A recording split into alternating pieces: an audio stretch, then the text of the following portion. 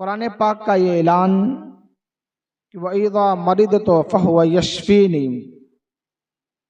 کہ اور جب میں بیمار ہوتا ہوں تو اللہ رب العزت ہی مجھے شفا دیتا ہے۔ یہ حضرت ابراہیم علیہ السلام کی دعا ہے۔ حقیقت میں بیماری اور شفا دونوں اللہ رب العزت کے دست قدرت میں ہے، مگر حضرت ابراہیم علیہ السلام نے بیماری کی نسبت اپنی طرف کر کے فرمایا جب میں بیمار ہوتا ہوں تو وہی شفا دیتا ہے۔ وہی سے مراد اللہ رب العزت کی ذات مبارکہ ہے۔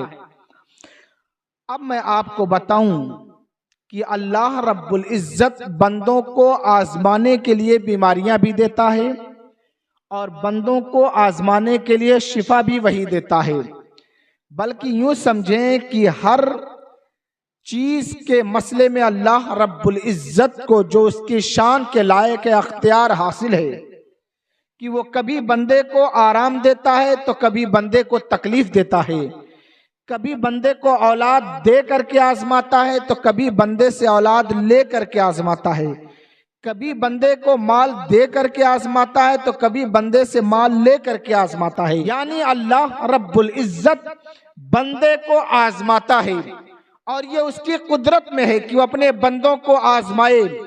آزمانے میں حکمتیں کروڑہ کروڑ ہو سکتی ہے، بندہ اس کو نہیں سمجھ سکتا ہے، کیونکہ جب اللہ رب العزت مصیبت دے کے آزماتا ہے اور بندہ اس پر صبر کر لیتا ہے، اس پر شکر بھی ادا کرتا ہے کہ اللہ تیرا شکر ہے کہ تم مجھ جیسے گنہگار کو آزمایا ہے اور تیرا اس پر فضل ہے کہ تم مجھے توفیق صبر بھی دیا ہے، اور اس طرح کے جملے کہہ کر کے جب بندہ صبر و شکر کا اظہار کرتا ہے تو اللہ رب العزت بندے کا مرتبہ بلند کر دیا کرتا ہے۔ مگر آئیے یہاں ٹھہر کر کے ایک بات اور بتانا چاہتا کہ بیماری دو طرح کی ہوتی ہے، ایک بیماری ہے جسمانی اور ایک بیماری ہے روحانی۔ جسم کی بیماریاں بھی اللہ رب العزت کی طرف سے رحمت ہے، یعنی اگر بندہ بیمار پڑتا ہے گویا وہ رب کی رحمتیں پا رہا ہے۔ آپ کہیں گے کیسے؟ تو آئیے حدیث مبارکہ آپ کے سامنے رکھوں۔ اللہ کے رسول صلی اللہ تعالی علیہ وسلم نے ارشاد فرمایا بندہ جب بیمار ہوتا ہے تو اللہ رب العزت اس بیماری کی وجہ سے بندے کے گناہ کو معاف کر دیا کرتا ہے۔ تو کیا گناہ کی معافی یہ رحمت نہیں ہے؟ یقیناً گناہ کی معافی رحمت ہے۔ اور اگر آپ اور بھی حدیثیں اٹھا کر کے دیکھیں تو آپ کو پتا چلے گا کہ سرور کونین صلی اللہ تعالی علیہ وسلم نے ارشاد فرمایا بندہ جب مرض میں مبتلا ہوگا تو اللہ اس کے بیماری کی وجہ سے اس کے گناہ معاف کر دیا ہے اور اس کے بیماری کی وجہ سے اس کی دعا بھی قبول کر لیتا ہے۔ یعنی وہ بندہ اگر بیمار ہے تو بیمار بندے کی دعا مقبول دعا میں شمار ہوتی ہے۔ پتہ چلا جب بندہ جسمانی بیماری میں مبتلا ہوگا تو اس کے گناہ تو معاف ہو ہی گئے ہیں، مگر گناہوں کی معافی کے ساتھ ساتھ اللہ نے اس پر یہ رحمت نازل کیا ہے، اللہ نے اس پر یہ فضل نازل کیا ہے کہ وہ جس کے لیے دعا کر دے اللہ رب العزت اس بیمار کی دعا کو قبول کر لے گا۔ ہم اگر کسی کو بیمار دیکھتے ہیں تو اس کا مزہ لیتے ہیں، نہیں، یہ بیماریاں گناہوں کی معافی کا سبب ہے۔ یہ بیماریاں جو تمہیں تھی اس کی وجہ سے تمہیں ایسے اجر ملے ہیں کہ تمہارے گناہ بھی معاف ہو گئے ہیں اور تمہاری دعا بھی مقبول دعا میں شمار کر لی گئی ہے۔ ملے گا یہ مرتبہ کسی کو؟ نہیں۔ اس لیے کبھی بھی بیماریوں سے گھبرانا نہیں چاہیے اور یقین رکھنا چاہیے کہ جو رب ذوالجلال بیماریاں دیا ہے وہی رب ذوالجلال بیماریوں سے شفا بھی دے گا۔ مگر آئیے بیمار بندہ جب بیمار پڑ جائے تو ہمارا اور آپ کا کیا حق ہے؟ تو احادیث اٹھائیں تو آپ کو پتا چلے گا کہ جب کوئی بیمار پڑ جائے تو ہمارے اوپر یہ حق ہے کہ ہم اس کی عیادت کو جائیں، یعنی اس بندے کی پرسان حال کے لیے جائیں، اس بندے کی حال اور خبر لینے جائیں، اس بندے کو تسلی دینے جائیں، اس کو کہتے ہیں عیادت کرنا، عیادت۔ اب عیادت کرنے کی اہمیت کیا ہے؟ تو حدیث مبارکہ ہے، حضرت ابو ہریرہ رضی اللہ تعالیٰ عنہ راوی ہیں کہ اللہ کے رسول صلی اللہ تعالیٰ علیہ وسلم نے ارشاد فرمایا، کل قیامت کے دن اپنے بندے سے اللہ رب العزت کہے گا، اے میرے بندے، جب میں بیمار ہوا تو تم میری عیادت کے لیے کیوں نہ آیا؟ تو بندہ عرض کرے گا، مولا تیری شان کے لائق نہیں ہے کہ تو بیمار ہو۔ تو اللہ رب العزت کہے گا، کیا تمہیں معلوم نہ تھا تیرے یہاں کوئی بیمار تھا، اور اس بیمار بندے کی عیادت کے لیے اگر تو جاتا تو اس بیمار بندے کے پاس تو مجھے پاتا۔ امام نووی اس حدیث کی تشریح میں فرماتے ہیں، یہ جملہ اللہ نے اپنی شان کے مطابق اپنے اوپر اس لیے فرمایا کہ میں بیمار ہوا، اس سے بیمار بندے کی عظمت کا اظہار ہوتا ہے، کیونکہ جب بندہ بیمار ہوتا ہے تو گویا اس پر رب تعالیٰ کا فضل نازل ہو رہا ہوتا ہے۔ اس لیے ہمیں بیمار کی عیادت کے لیے جانا چاہیے۔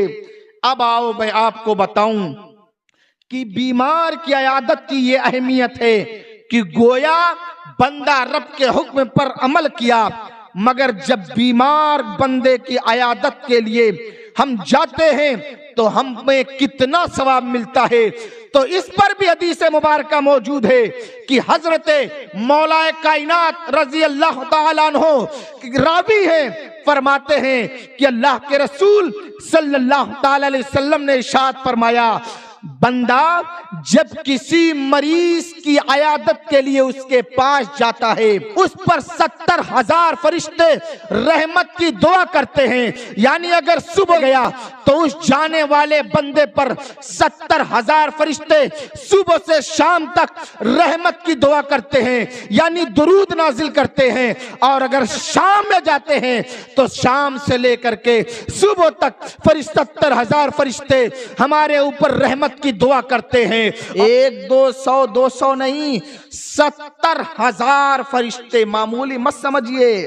اب وہ بھی پورا 12 گھنٹے تک اس جانے والے بندے کے لیے دعا کرتا ہے۔ بلکہ فرمایا گیا، مریض کے پاس جاؤ تو اس سے دعا کے لیے کہو، یعنی ہم اگر مریض کے پاس جائیں تو اس مریض سے دعا کے لیے کہیں۔ تو عمر فاروق اعظم رضی اللہ تعالیٰ عنہ فرماتے ہیں، جب کوئی بندہ مریض کی عیادت کے لیے جائے اس سے دعا کے لیے کہے، اور اس لیے کہ اس مریض کی دعا ملائکہ کے دعا کے مثل ہے، یعنی اس حدیث کا یہ مفہوم ہے کہ اس کی دعا گویا مستجاب الدعوات ہوتی ہے۔ تو اگر ہم اور آپ کسی مریض کی عیادت کے لیے جائیں تو اس مریض سے کہیں میرے لیے دعا کرو، اور جب وہ مریض دعا کر دے گا تو اللہ رب العزت انشاءاللہ اس کی دعا کو قبول کر لے گا۔ یہ مریض کا مقام ہے کہ اگر ہم عیادت کے لیے جائیں اور اس سے کہہ دے دعا کرو اور وہ دعا کر دے تو اللہ رب العزت اس کی دعا کو قبول کر لے گا۔ ملے گا ایسا شرف؟ مگر فرمایا گیا، یہ بھی حدیث میں آتا ہے کہ جب تم کسی مریض کے پاس جاؤ، یعنی اگر کوئی شخص کسی مریض کے پاس گیا اور اس کے پاس اس نے 7 مرتبہ اسأل اللہ العظیم رب العرش العظیم پڑھے، تو فرمایا گیا اگر اس مریض کی موت مقدر نہیں ہے تو اس کے پڑھنے کی وجہ سے اللہ رب العزت اس مریض کو عافیت عطا فرما دے گا۔ ہم دیکھتے فلاں بیماری میں مبتلا ہے، گئے دیکھ کر آیا، 4 ساتھیوں میں جمع ہوئے اور کہا فلانے بہت بیمار ہے، اپنی جوانی میں ایسے گھومتا تھا، اپنی جوانی میں ایسے عیاشی کرتا تھا، فلاں کو دیکھا خطرناک بخار ہے، بستر سے اٹھ نہیں پاتا۔ ہم ایسے جملے کہتے ہیں، ہمیں ایسا جملہ نہیں کہنا چاہیے، ہمیں ایسا جملہ نہیں کہنا چاہیے، بلکہ خود حضور کی عادت میں یہ شامل تھا کہ کی راوی بیان کرتے ہیں کہ اللہ کے رسول صلی اللہ تعالی علیہ وسلم جب مریض کے پاس جاتے تو اس کو تسلی دیتے تھے اور کہتے تھے تم پریشان مت ہو، اس بیماری کی وجہ سے اللہ رب العزت تمہارے گناہوں کی مغفرت کر دے گا اور تم پر رحمت نازل فرمائے گا۔ تسلی کا جملہ حضور کہتے تھے۔ ہم اس کو کہتے ارے اس بیماری میں جو آیا 1 ہفتہ جیا مر گیا، اس بیماری میں جو آیا 1 مہینہ جیا مر گیا، اس بیماری میں جو آیا وہ ٹھیک ہی نہیں ہوا، بستر پہ مر گیا، اس طرح کا جملہ کہتے ہیں۔ کبھی ایسے جملے مت کہا کریں، بلکہ مریض کو تسلی دیا کریں، اور تسلی دینے کی وجہ سے گویا وہ بندہ سنت رسول پر عمل کر رہا ہے۔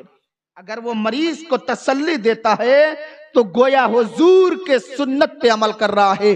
تو مریضوں کو تسلی دیا کریں اور مریض کی دلجوئی کیا کریں، کیونکہ مریض کا مقام بہت بلند و بالا ہے۔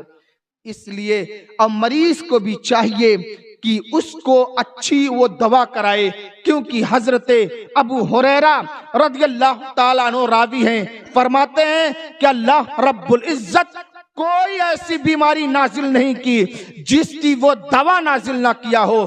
تو ہمیں چاہیے کہ بیماری آئے تو اس کا علاج بھی کرائیں، تو مریض کی عیادت کے وقت مریض کو تسلی دیں۔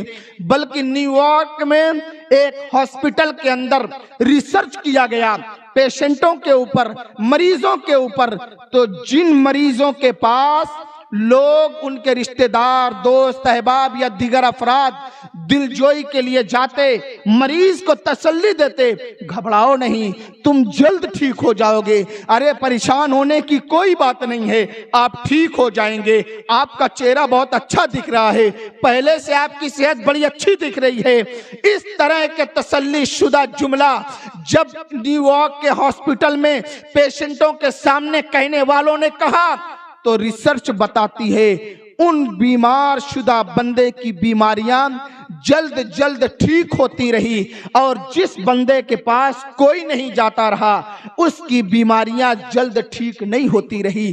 تو نیو یارک کے ہاسپٹل میں پھر پادریوں نے جانا شروع کیا اور وہاں کے مریضوں کو تسلی دینے لگے۔ وہاں کے پادری جس کی وجہ سے مریضوں میں ٹھیک ہونے والوں کا ایوریج بڑھنے لگا، اور جن کو تسلی نہیں دی جاتی تھی ان کے ایوریج ڈاؤن ہوتے رہے۔ پتا چلا تسلی دینا چاہیے، تسلی دینا چاہیے۔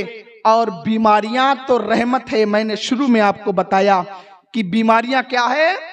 رحمت، مگر اس کے لیے شرط ہے کہ جو بندہ بیمار پڑے وہ ہر حال میں اللہ کا شکر ادا کرے، بیماری پر صبر کرے اور علاج پر شکر ادا کرے، تو صبر کی وجہ سے شفا بھی ملے گی روحانی طور پر، اور دوا پر شکر ادا کیا تو شکر کی وجہ سے دوا کو اسباب شفا بنا کر اسے ٹھیک کر دیا جائے گا۔